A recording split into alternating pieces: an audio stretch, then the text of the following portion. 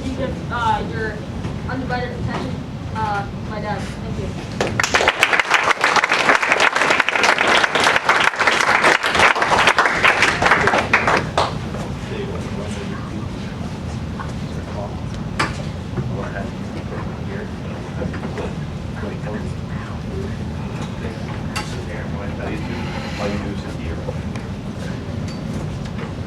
Morning, folks. How are you? Good. Let me slide this just over this way a little bit. Can everybody see that all right? Maybe a little. Yeah, it's a slideshow. So when I tell you to, you can click it. Thank you very much for inviting me to come and spend a little bit of time with your class and talk a little bit about something that I work on pretty much every day, aquatic connectivity. And I've got here, I've called it aquatic habitat restoration.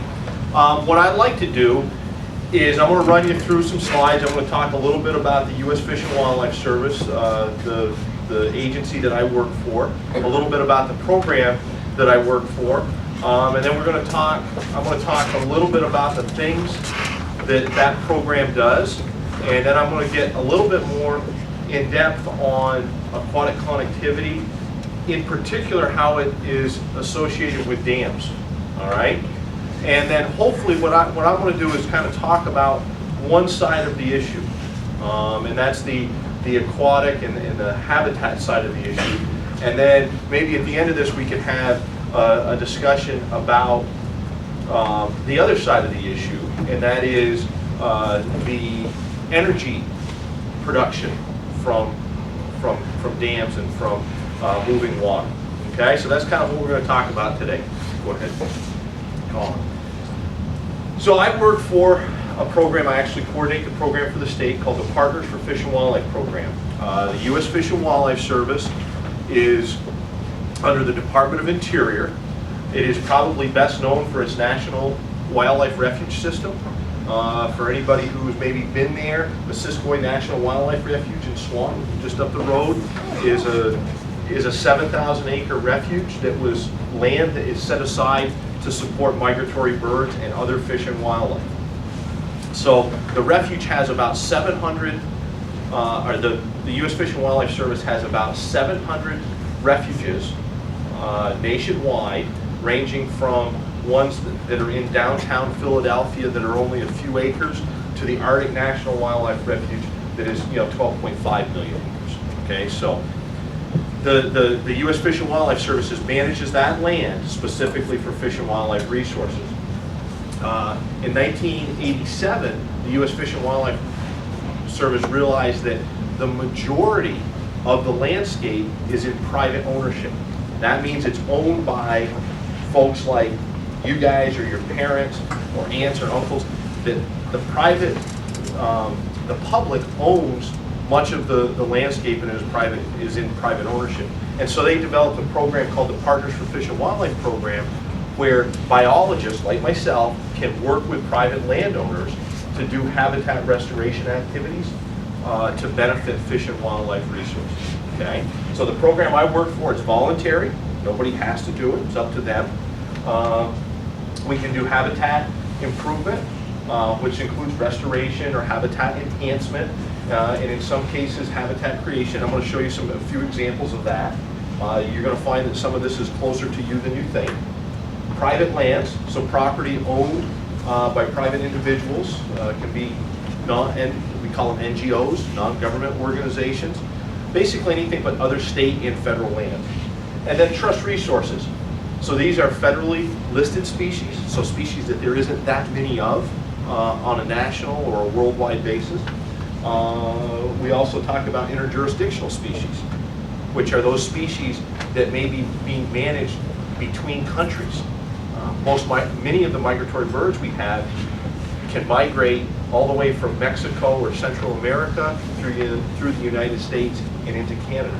So it's pretty hard to have just one country manage those species. And then we're going to talk a little bit today about diadromous and anadromous species. Those are species that move across the landscape to complete their life cycle, such as salmon. Okay, so salmon may go and live out in the lake or live out in the ocean, but then comes back into a river system to spawn and complete its life cycle. Go ahead. And then this is just what we can do. We can provide cost share assistance, so we have some money that we can work with those private landowners to do that restoration. We can provide technical assistance. So that's a little bit of what I'm doing today. I'm going to share with you some of the things that I know to help you have a better understanding of it. And then we do that with private landowners as well. And then we can also help groups and private landowners find other sources of funding and help with some fundraising. This is just a picture of some of the different things that we do. We do a lot of riparian restoration. So these are areas, riparian areas, are areas next to streams and rivers that are typically vegetated. Our land use over the last 300 years has left a lot of those areas without native vegetation, and so we can reestablish those native vegetations by planting trees and shrubs. This picture here was taken up in Sheldon and was done with a watershed group that was working on this, and it was done a few years ago because that little guy right there is Caleb.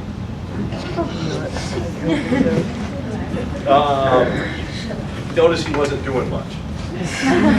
Okay, next one. Anybody know where this was taken? This is a wetland restoration project. Where is it, Jada?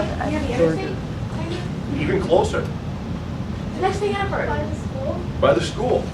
This picture was taken in May, right on the other side of the walking track. All right? And this is a project that we worked on with, we'll lose the community now, a fourth, fifth, and sixth grade community, Voyagers. And the National Wildlife Refuge System, the SISCOI, they had a grant, and we helped to apply for that grant, provide the technical assistance. This is a machine that the refuge rented, and their maintenance man is the operator. So this is a wetland restoration. So we're taking something that had really been a wetland before, but because of the way the land had been used through agriculture, it wasn't really being a wetland anymore. And so we came in, did a little work on that. Go ahead, Colin. And it doesn't take long. That's what it looked like just a little while ago. And I'm guessing for anybody that's going to walk out there next spring, there was a whole bunch of different amphibians, frogs, and a few salamanders already using these wetland depressions. And I'm guessing by next spring, when you're out there, you're going to see a whole bunch of ducks that will also be using this. So right here, right close to where you guys, just an example of the restoration work you do. Okay, Colin? What we want to talk about, aquatic connectivity. Many of the aquatic organisms, due to, and I'm going to keep talking about this, are historical land use. So we, as people over the last 300 years, have had an impact and an imprint on the landscape. Much of it was for our use, using the resource to produce things, to generate power, to do many of the things that we needed in our communities.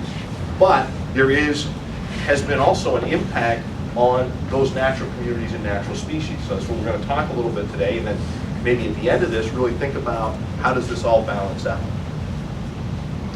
Go ahead, one more. So dams. Okay, we talked about this dams, many dams right now.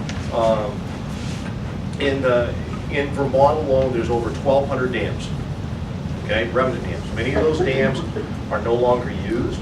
Many of those dams were built 200 years ago, 100 years ago, for millworks, right?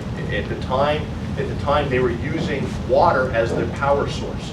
They did not have electricity from places like Hydro-Quebec or other sources of places where we get power. So they were using the water as the power to turn a series of mechanisms and wheels to either cut logs or to mill grain or to produce other materials that were used in the community. So as these dams were put in, here I want to go through just a few of the things that the impact that they had. So for example, all rivers and streams have a natural flow. And here in the Northeast, those rivers and streams, the water typically comes up in the spring through the snow melt, right, and the rain, and then it goes down. They get lower in the summer, and then in the fall, as we start to get some rain right now, those rivers will come up again. Any of you guys, I know that you're all very tech savvy and can get on the internet. USGS, the U.S. Geologic Survey, has stream gauges all over the state. Anybody can get on and look at those, and you can follow what is called the hydrograph, or basically the graph of how that river, the level of that river goes up and down. And that's a very natural, it's a very natural occurrence, and that's how many of all of the streams and rivers evolve. We put a dam, or in other instances a culvert, I'll show you some examples there, but those flood flows no longer can get out into the floodplains, can no longer deliver the sediment and nutrients to the adjacent habitats, those riparian areas. That's one way. Many dams are impounded, and we don't see this as much in Vermont. We have some examples, but many of the southern lakes, if you hear about the lakes, they're really reservoirs where they impounded thousands of acres for a water supply.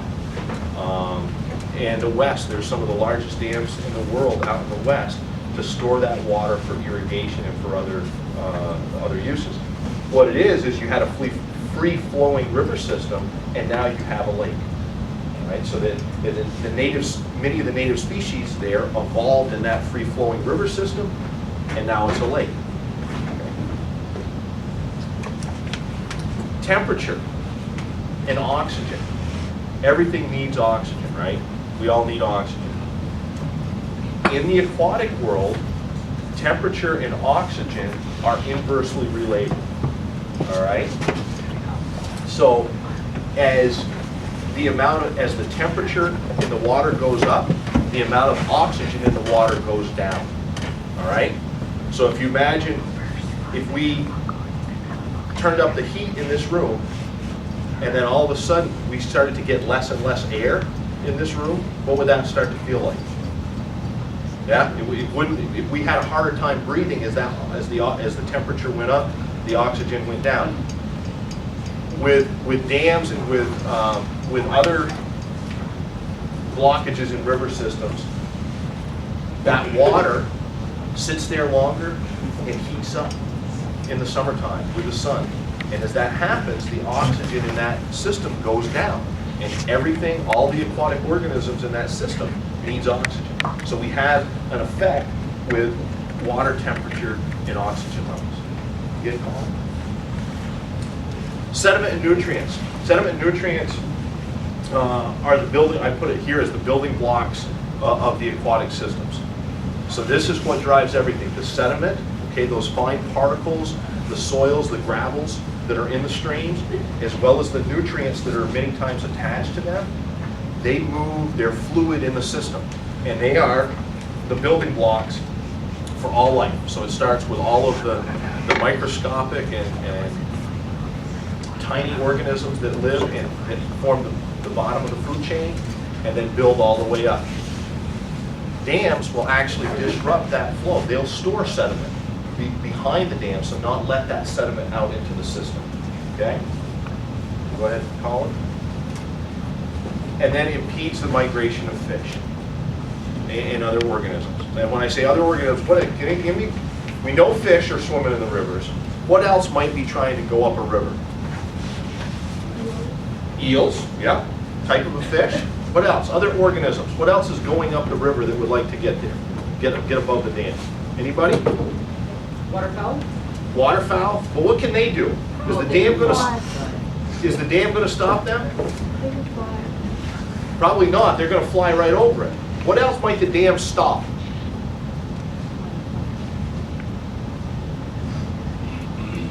Something with a shell. Turtles, right? Other aquatic species. What about salamanders? What about now?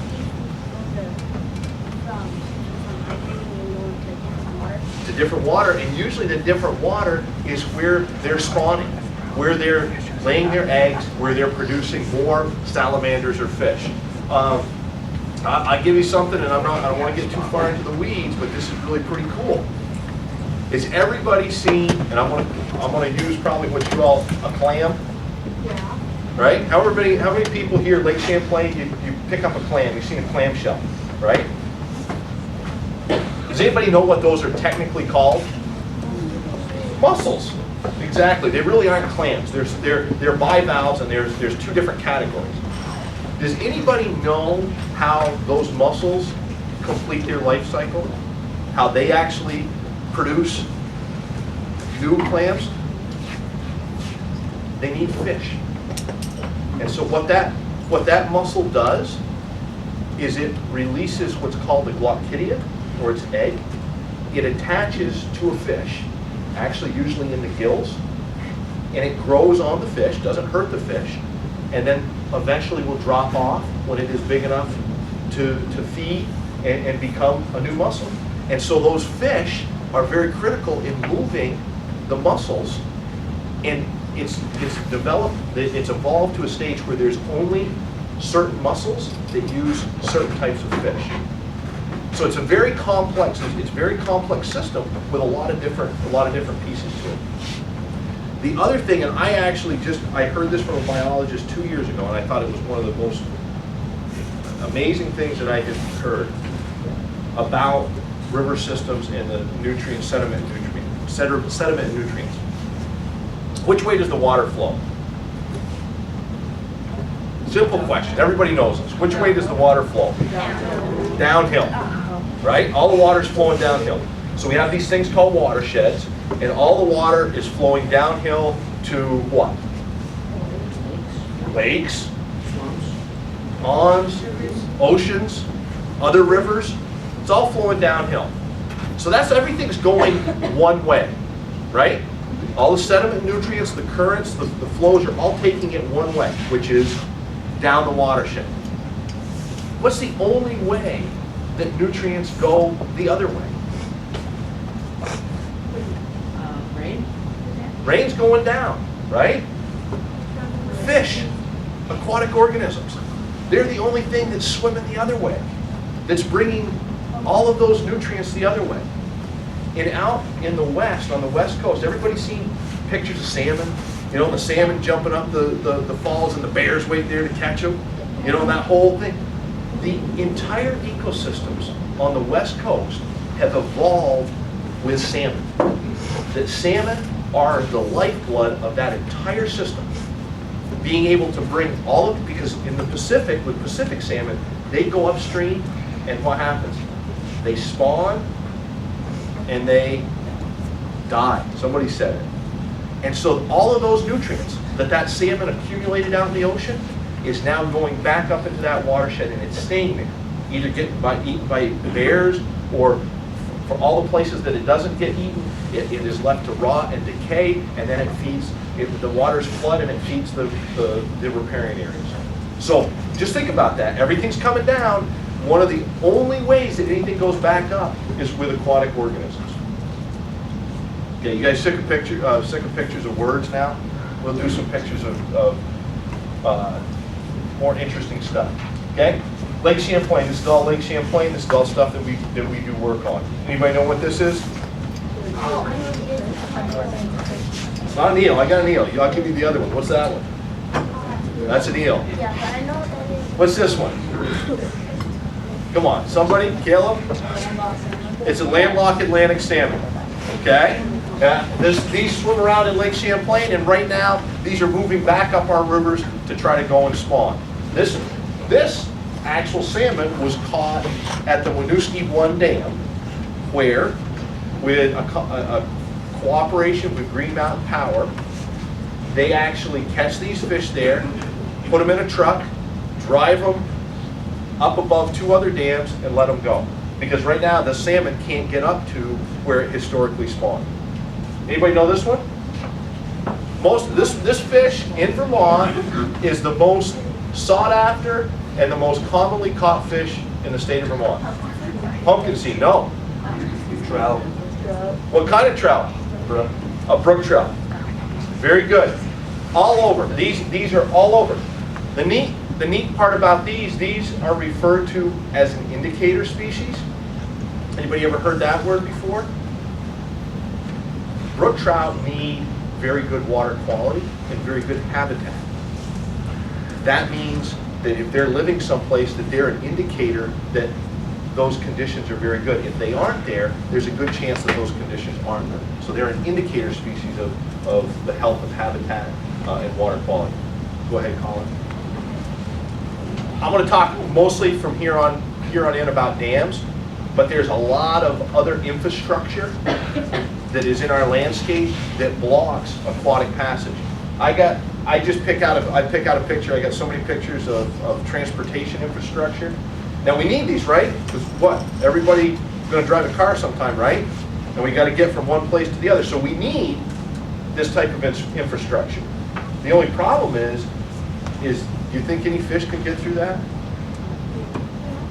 No, it'd be pretty hard, huh? So we need the infrastructure, but we also need to have it be done right. This is a picture in the upper Missisquoi watershed.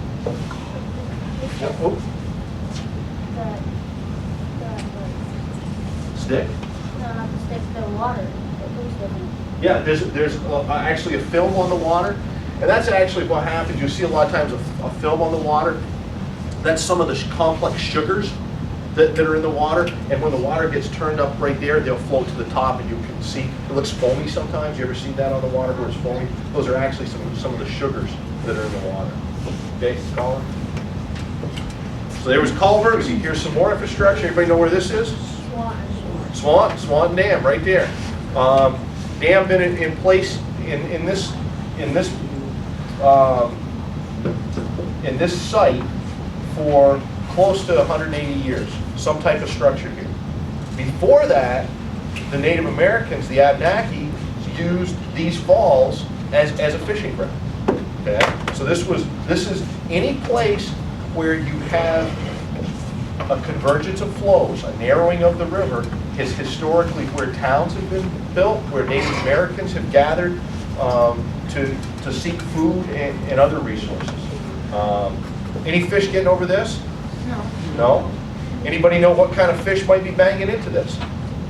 What type of fish are coming up the Missisquoi River? Yeah, there are some salmon. Anything else? Smallmouth bass. Smallmouth bass, they'd definitely like to go up through. Big fishery, and if you drove out there the first week of May, you'd see all kinds of boats. You know what they're fishing for? Pike. What? No? Trout. Caleb? Walleye. Walleye. Okay. A fish that was a huge resource in Lake Champlain. Wanted to go upriver to spawn. But there's also lake sturgeon that come up here and try to go past the dam to spawn. And then there are a tremendous amount of white suckers. So anytime, if you went out in May and looked off the bridge, which is basically right here, the number of fish that you would see right here in the river is amazing. And it's what we said before. Those are the nutrients all headed back up the river. Okay? Mr. Smith, back on that, how was that? I don't see a dam when I see that. I mean, I see a smooth area that water's running over. How did that ever function as a dam? Well, the dam part of this, the parts that you don't see, okay, used to have a millworks on the swamp side of the river, okay? Right. So when they built the bridge, and I want to say that bridge was refurbished and rebuilt in the 70s, Right? when many of the bridges in Vermont were rebuilt, they basically covered over much of the old sluiceways in the millworks. Oh, okay. So this dam, if you go out there and look at it, there's a sluiceway on river left, okay, that powered another mill section over there, and then there was another mill, and I think that they actually did some textiles and some other things there in Swan Right. on River Right. And the idea was the water, what the dam did, they had a series of gates, and when you open those gates, the water, that was the lower point, and the dam was able to force the water into those gates. Now that that's gone, and it isn't used anymore, the water's left to go just over the. Okay. So this there's a couple different types of dams, actually 3 different types of dams in Vermont that we see. One is old mill dams that were used to cut logs, to mill grains, to run machines for textile work. There's hydroelectric. So the idea would be the water on a mill dam is being pushed in to run mechanical wheels and gears to make a saw go up and down, right? Hydroelectric, for ones that are producing power, do you know what's the water turning with those? Turbines. And these big wheels that it turns, and it creates, they use a magnet to actually create power. And then the other dam, there's a lot of dams that we found that were built for swimming holes, that were built not really for anything, sometimes to hold logs, where they used to drive logs down the river, but for no real mechanical purpose. So now these dams are left in the landscape, all right, and they aren't used for anything in particular, but still have the lasting environmental or biological impact, right? Fish still aren't getting up though. We aren't turning any wheels and any gears to make anything with this, but you still can't get fish or other organisms up the river. Okay, everybody understand that? Now we're just going to run through a series of projects that we've worked on, that I've worked on, and then we can talk a little more about the questions you guys had. A lot of road infrastructure. These are projects that fragment. All of these are brook trout habitat. Remember the picture of the brook trout I showed you? These are all projects that we're trying to connect that habitat and improve habitat for brook trout. This is what it looked like before. Oh, yes, Jada. Okay. This is what it looked like before, Colin. Yeah. That's what it looked like when we got done working with the town of Facein a year ago. Now, the thing with these projects is, that little culvert before, the town of Facein, every other year had to run down the brook and pull it back with their backhoe. All the sediment went downstream, and then they had to spend money to put it back in. Cost us a little bit more money. We partnered with them with some of those resources and some of that technical assistance. Now they aren't going to have to fix this one again. And brook trout have free access to continue up Lockwood Road. Okay, Jada, you have a question now? Well, I see like the metal things, but can't the fish like go through that? That particular, go back a couple, Colin. Yeah, now, one more. Okay, so that's an excellent question. So in this instance, they had reset this culvert and they had set it lower so you could actually get a fish to swim through that. Before they had fixed the culvert, it had blown out and it was this much of a drop. So this was a constant problem. So even though at the time we fixed this one, the fish could swim through it, they hadn't been able to. Okay, and you're going to see some other ones where they couldn't. Go ahead, Colin. One more. Okay, any fish getting through there? No. This is a farm road crossing.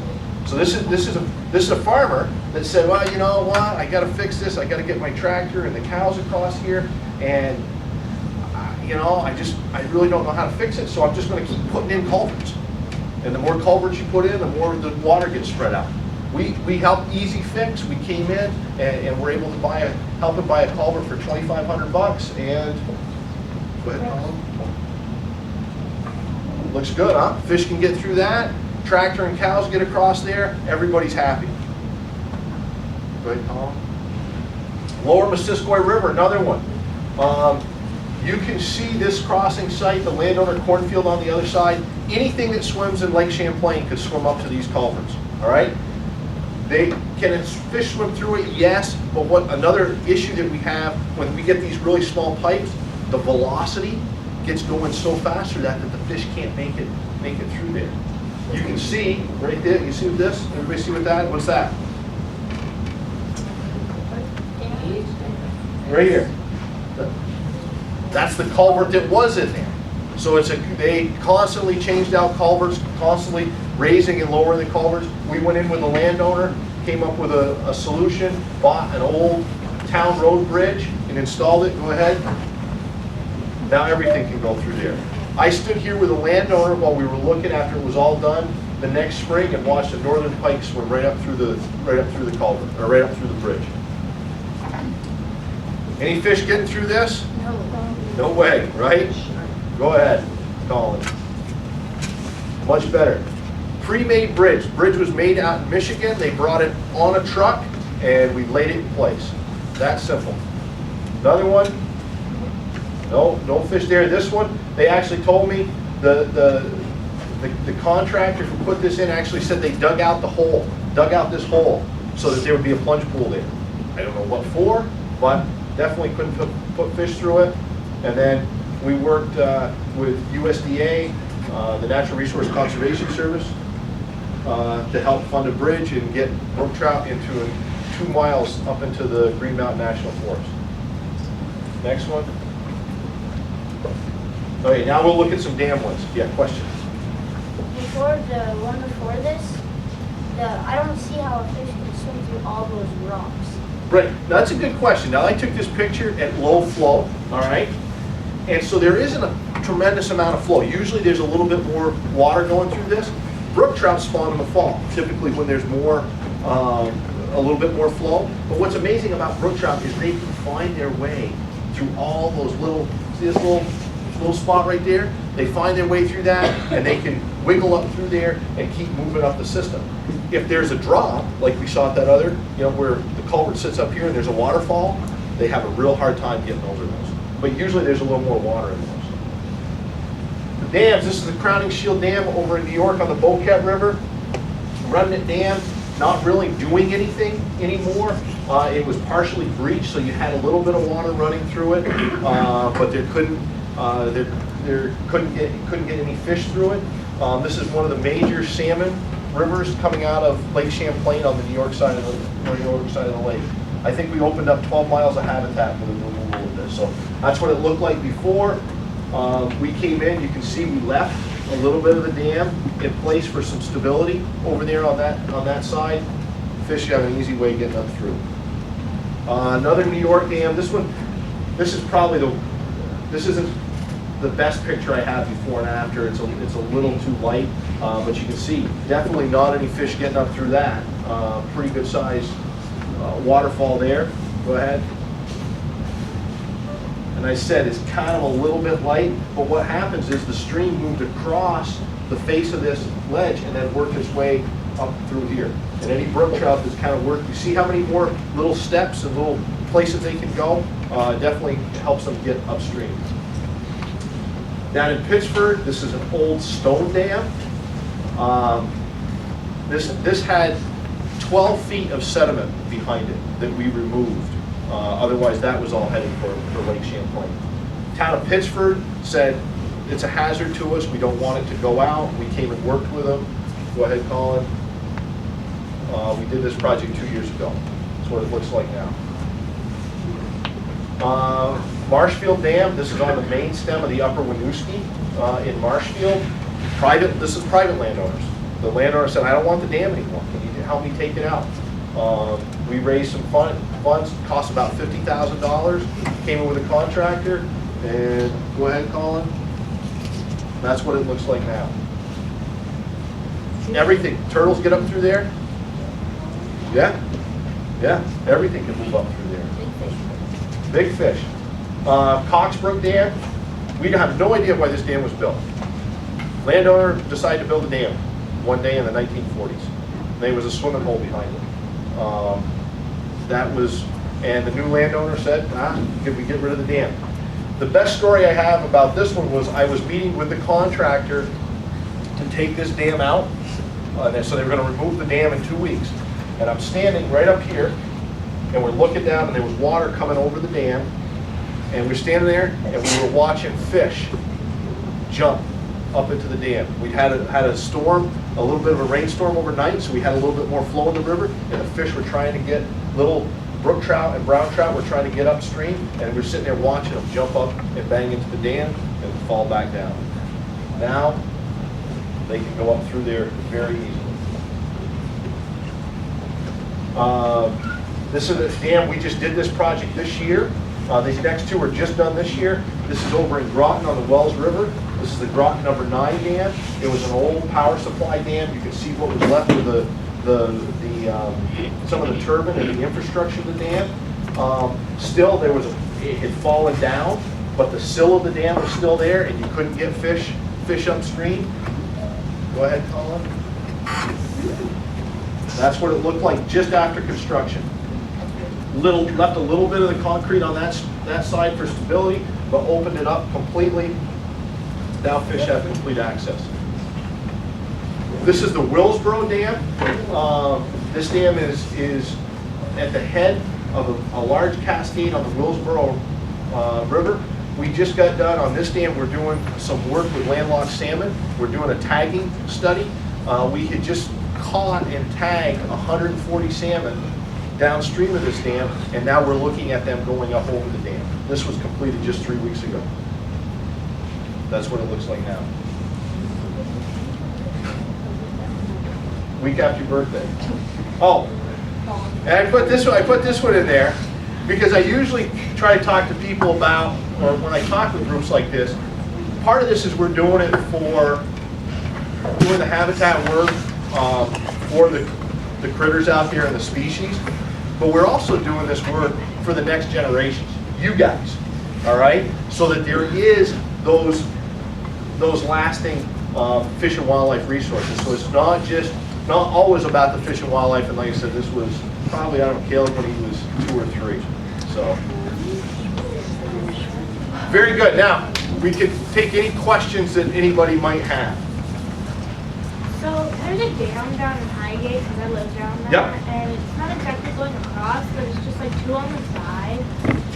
And there's water in the middle. Do you know what those are? There's 2 on the side. Like- Is it the big dam in Highgate?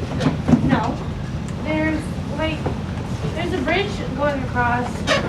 Oh, yeah. I know what you're talking about. You look to the left, and there's Yep. Perfect River, and then you see these 2 concrete walls sticking out. That's what's left of the dam. There used to be a bigger dam there, and that broke out. And the dam that she's talking about has very good access to fish passage. But one of the issues with that particular dam is one of those concrete wings that steps out, the water goes through it, and anyone who is canoeing or kayaking down that section of river can be sucked right into that and under that dam. So they're working in it. We're actually working with the town of Highgate and the town of Swan to remove those 2 wings to help them out, just so it's from a safety issue. Yeah. On Route 5, entering the town of Bellows Falls, Yeah. it goes over a bridge, and like an old version of that bridge fell down, and there's a new version of it.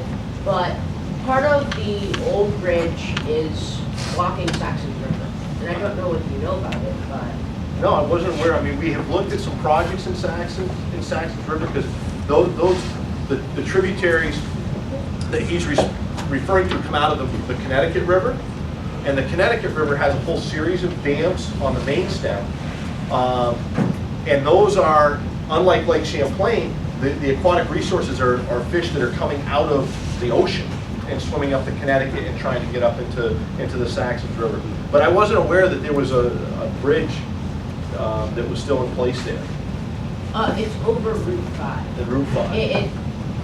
So yeah. Okay, well, I'll have to pay attention when I'm talking with folks on the Saxons. Yeah, Joe? How do you go about taking out a dam? Excellent question. We don't just show up with an excavator, even though that could be pretty easy. There's a tremendous amount of planning, coordination, and engineering, because we don't want to have, by doing that project, to make anything worse. So the first thing that we do on many of our dam removal projects is we'll do what's called a feasibility study. So how feasible is it going to be to take that dam out, to remove the sediments? Many dams, they trap the sediments behind the dams, right? Depending upon what the mill was, those sediments may be contaminated.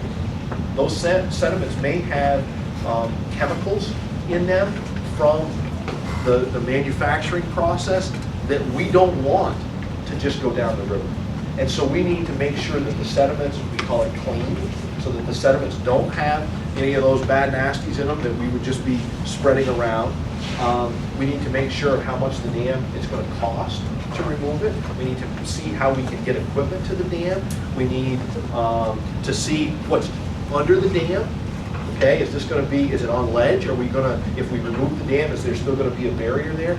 So there's probably about a year to 2 years of preparation work before we actually get in the river and actually remove the structure that's in the river. But that's an excellent question. There's a lot that goes into that. And dam removals can be everything from what we're doing here, $30,000 to $50,000, up to some of the larger dam removals. And I encourage you guys, get on the internet. There was a huge dam, the VZ Dam, up on the Penobscot in Maine, and some of the western dams that are actually millions and millions of dollars to remove. They're opening thousands of miles of habitat. So there's a lot. If you Google dam removal, a ton of stuff out there on the dams that are coming out. So this is about lamprey. How do dams? Very good question. I actually some of the people that I work with do control on sea lamprey. So we have sea lamprey in Lake Champlain, they feed on fish, it's not good. And lamprey, just like salmon, use the rivers to spawn. And so we don't want them spawning. So how do we, and so there's a lot of discussion around what dams might we leave in place because it would be more cost effective to block lamprey compared to what dams we might take out. Now, because in Vermont, many of the river segments coming out of Lake Champlain are fairly short, so they aren't that long. The natural fall line isn't that far away. It isn't a problem. But if you went out into the Great Lakes, there are conversations every day about what dams to leave and keep lamprey out of hundreds of miles of habitat and what dams do we take out. But that's an excellent question. Are alewives an issue in the stream, or are they just in Lake Champlain? Just in Lake Champlain. Now, alewives on the coast, alewives that are in the ocean, they will actually move upstreams and will spawn in ponds. So they're looking for those ponds that are connected via streams to the ocean, and that's how they spawn. But here in Lake Champlain, they will spawn in the lake, so they aren't using the rivers. We focus on more man-made dams. What about the natural dams? How does all that affect the water? And it's the thing with natural dams, and most times people talk about beaver dams. That'll be the first thing they say. We aren't so worried about those because that's how the system evolved. That those man-made, that's the sections of rivers that the fish historically used up to the natural fall lines, that's what they used. And so we aren't really as concerned with the natural impediments that are out there because the species evolved with those and had those as part of their natural evolution. Now, let me pose a question to you guys, okay? We talked a lot about all the reasons we might want to take a dam out of the river, right? We got to keep the lights on. Hydroelectric power, using dams, using water to generate power, is something that has been going on for 100 years. So, is it a good idea to generate power with water? Are there places where that works? I mean, there's obviously dams here in the state of Vermont, the Peterson Dam on the Lamoille River, the Essex, the series of dams in Essex on the Winooski that are generating power, and they aren't coming out. Nobody's going to take those dams out because they're too valuable from an energy standpoint. So there's really a huge question. It can be a huge debate around what dams stay, what dams go. If anybody was building a dam today, if you guys said, hey, you know what, our class projects is going to be, we're going to go out and generate some hydropower, and we're going to power the school, kind of like what you're talking about with the solar panels, you would have to go through a process that takes into account fish passage. And it's called FERC, the Federal Energy Regulatory Commission. And that process would tell you, yeah, you can build your dam and you can generate power, but you also gotta let fish by. Okay, so we've kind of evolved in our regulatory process to account for the aquatic species. But it wasn't there 100 years ago. And so that's some of the discussion. Power, power generation and our power portfolio out there. How are we keeping the lights on? How are we powering the homes? How are you guys charging all the iPhones and your tablets and computers? How are we doing all that compared to the aquatic resources that are there? And many times the aquatic resources kind of get the back seat to that because we aren't thinking about those. Those other things are even more important. Okay? So that's a question that I pose, and I encourage all of you to spend some time researching and looking at it. Christian, here we've talked a little bit about state rights versus federal government rights on several issues. Is the Swanton Dam actually an issue between community rights and state rights? I mean, everyone thinks it would be better without it, but the community that owns it wants to keep it for God knows why. Yeah, with most dams, unless they're under a hydropower license, all right. So that's the federal government has kind of the hook, if you will, through that Federal Energy Regulatory Commission license. Most of the dams, I said there's 1,200 dams in the state of Vermont. Most of those dams don't have any federal regulatory license. Okay, so then it comes down to dam ownership. Who owns the dam? And that private ownership still trumps, the community saying, I want to take the dam out, or you as a private individual saying, I want that dam out. Well, it's on my property and I like the dam. So yes, in the case of the Swan Dam, the town of Swan owns the dam, and there are different groups, different environmental groups that would like to have the dam, would like to see the dam removed for all the reasons that I talked about. But the town of Swan views the dam as an asset. They see, well, maybe someday we can retrofit it and make hydropower out of it, which, okay, there's a process to it. They may like the aesthetics of it. Some people like to hear the falling water. There's a whole number of things that communities wrestle with when they talk about dam removal, but it eventually comes down to, right now, dam ownership and then dam safety. That's the other part of it. Right. If the dam was unsafe and was considered a high hazard dam, then the state of Vermont has some grounds to engage the community. So they own the land and the dam owns the water. The state of Vermont owns the water. So you get into some fairly complex legal battles where I believe there is some language in state statute that talks about whether the state would have the ability to remove a dam that would benefit state resources. And then you get into that's where the lawyers come in and the biologists step aside. It's just easier if it goes by what you said, voluntary. Yeah. Because once it gets into court, Yeah, it's gonna, and so a lot of these things, and this is, I know you guys in this community spend a lot of time talking about this. A lot of these types of issues, these types of projects are built on relationships and partnerships and communication skills and interpersonal relationship skills. I have a degree in biology. I can tell you for a fact on a lot of these projects, I don't use a lot of that biology.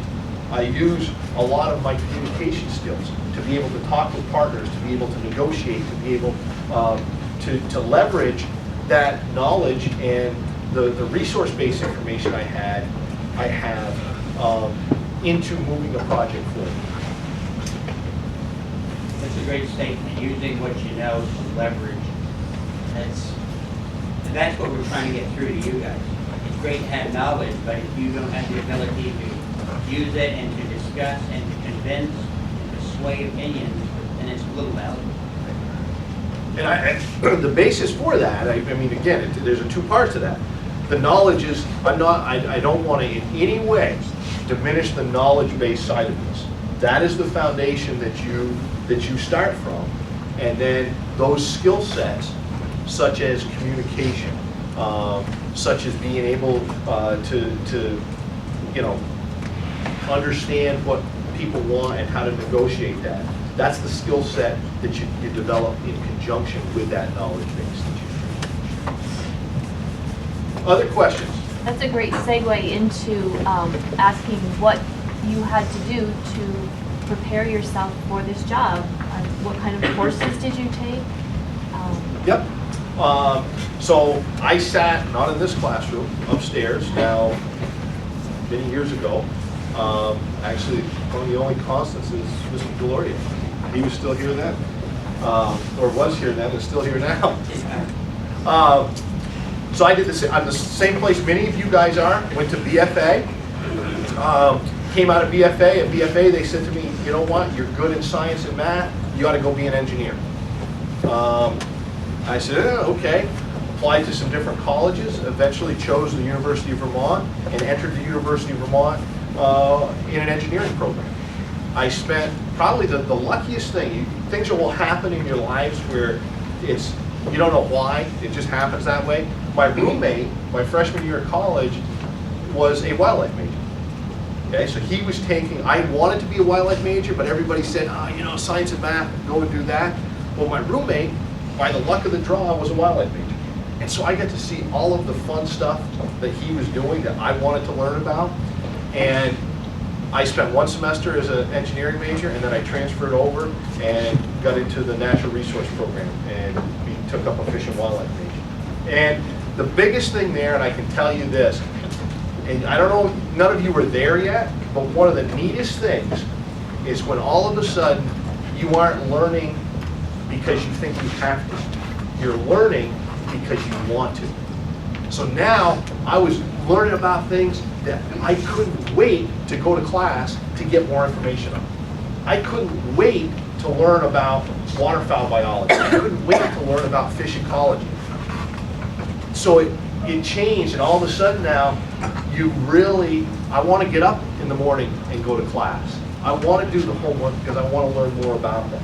And so you guys aren't, hopefully some of you are starting to get there, and I recognize why you wouldn't be there yet, but that's the next level of that. So then I came out of University of Vermont with a Bachelor of Science in Fish and Wildlife Management, and then through a series of different jobs started to build my career and my experience level. My background at that point was in waterfowl.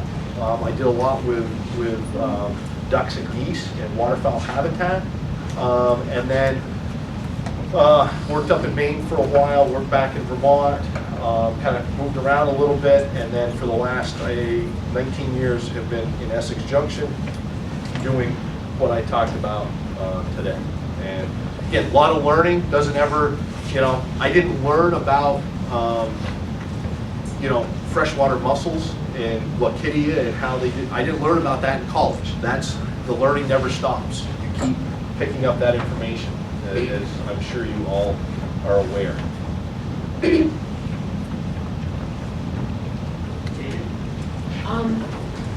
So thank you for coming, and for coming, you are become an honorary USA member, and you get a snazzy bracelet and with a in a plastic bag for the germaphobe in you. Good. And with your permission, we'd also like to put your picture on the wall of fame outside. Oh, I by think all you're already means. there, we'll update it. We'll update, yeah, update your picture. Yeah.